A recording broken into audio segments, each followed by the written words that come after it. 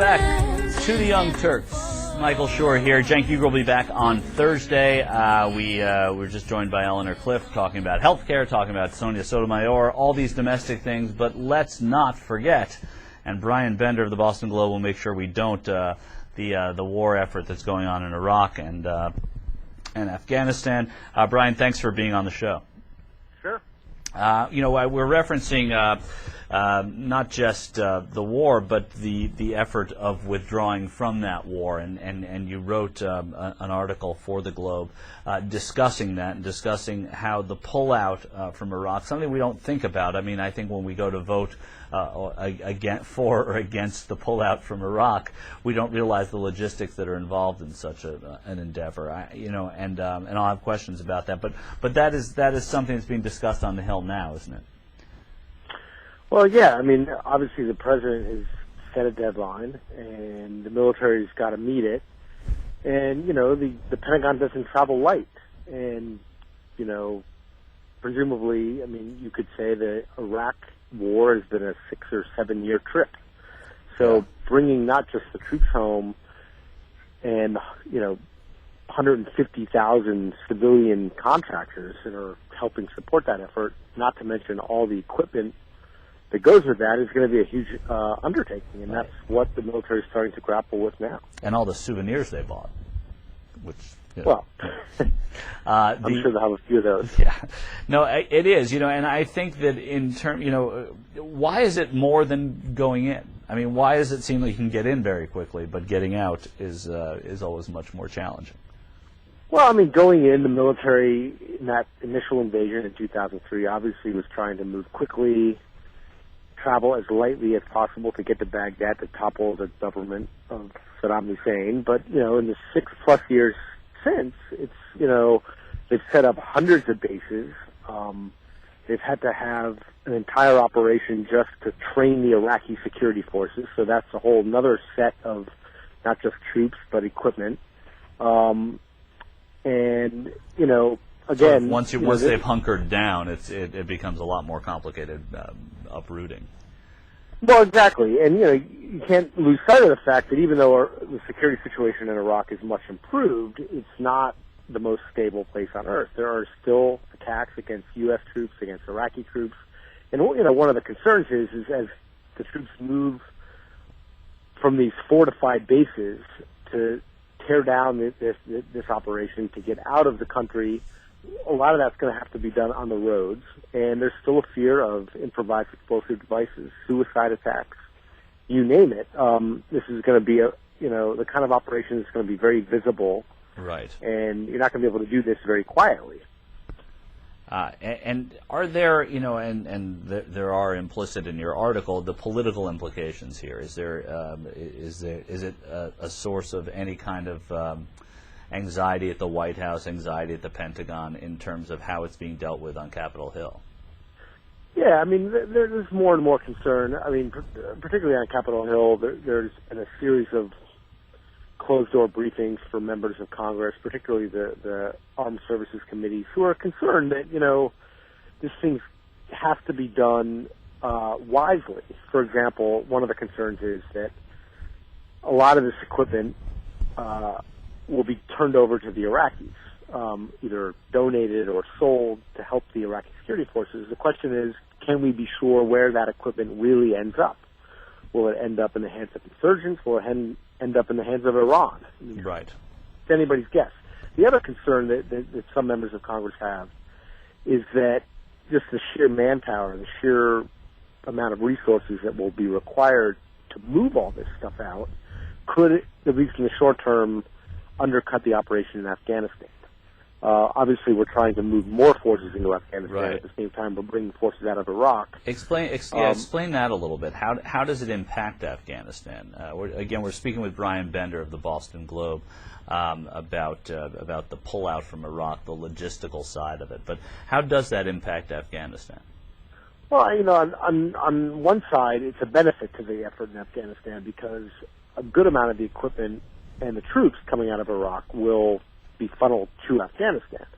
But at the same time, to get out of Iraq, you're going to need cargo planes. You're going to need, obviously, large logistics ships that are going to move a lot of this equipment out.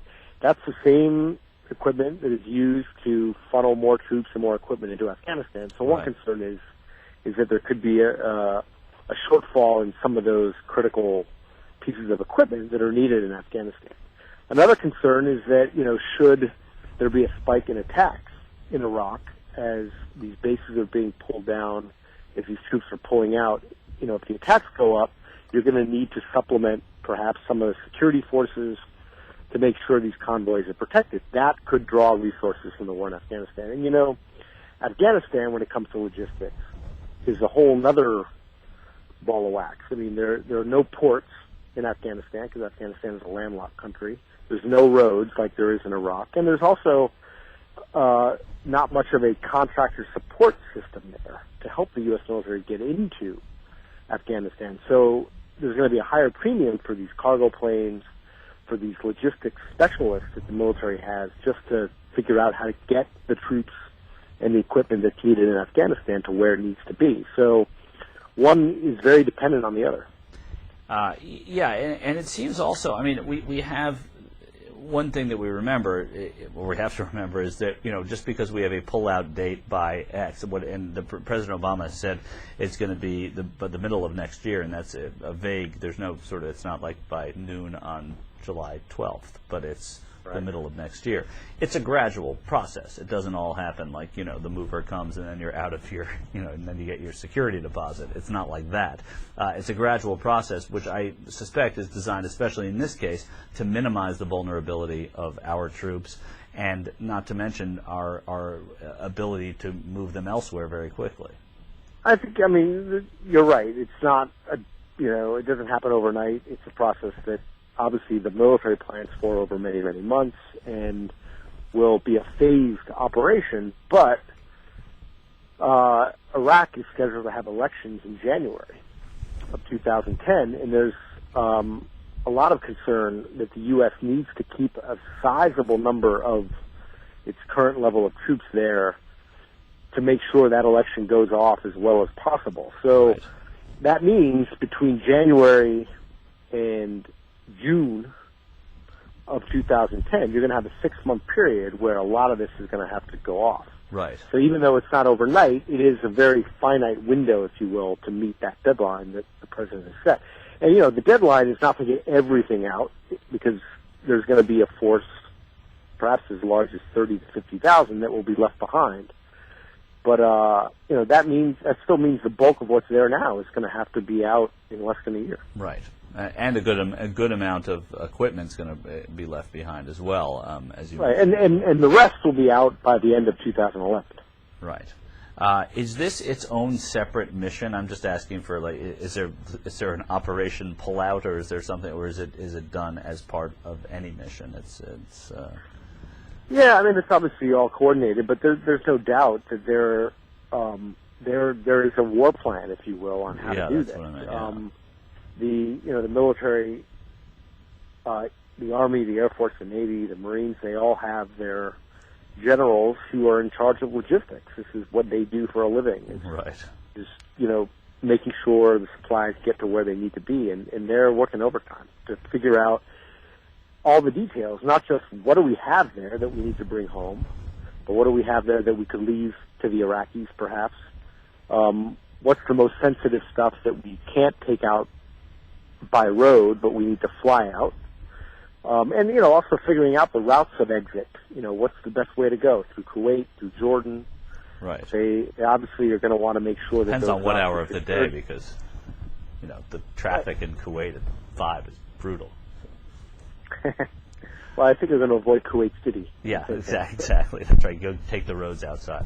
Well, Brian Bender, thanks. This is one of those stories that are one of the things you think about. It's not the sexiest part of war, certainly, but it is, in this case, I think, a very important part of what, what America voted for in 2008, but also about what, how we do something and how we, again, find ourselves in a vulnerable position, but potentially. Right. And it's a dangerous business. I mean, there's no doubt that there are risks in doing this, just like there is risks in staying there. Yeah, exactly.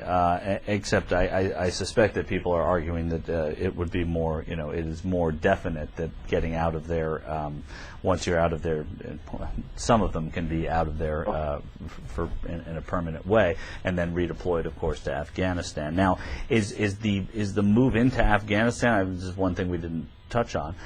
Is that does that have its own vulnerabilities as far as in terms of complication and logistics as the move out of Iraq does? I mean, I think it's less risky, but I think it's its own set of challenges. Just because Afghanistan is, sort of, for lack of a better description, is still in the Stone Age. I mean, there's not a lot of transportation networks. You say what you will about Iraq, but Iraq at least had a very modern road network. Right. There's airports. There's ports. The southern part of Iraq is on the Persian Gulf. Yeah. It's a much easier logistics challenge in terms of getting stuff in there. Afghanistan, you got to fly basically everything. Yeah.